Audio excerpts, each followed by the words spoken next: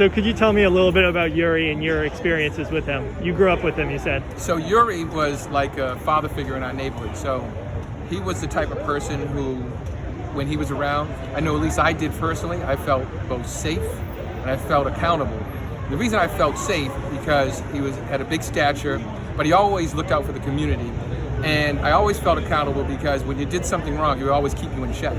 So I really appreciated the fact that there was someone in the community that we could look up to.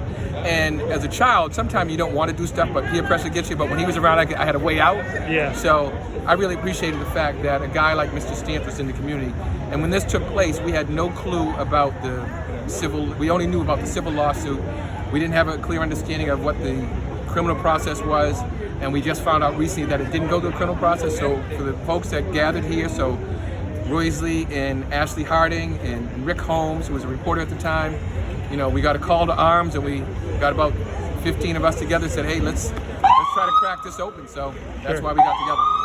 And what are the demands now? You're part of the organization that's helping organize these rallies for Eurie in Eurie's name. We're hoping that it can be reopened. We need the case to be reopened.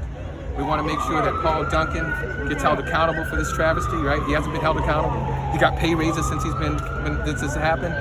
We want to make sure that there's an awareness, not just for here, but how do other people in the country perceive this, right? So there's George Floyd, there's Eurie Stamps, Then there was Emmett Till, remember that? And so for us, is we got to keep making sure that we're going to be louder, and we're going to continue to make sure that this doesn't happen to anyone, because Mr. Stamps was an innocent man that was murdered in his home, in his pajamas, watching his favorite sport. His name shouldn't be forgotten.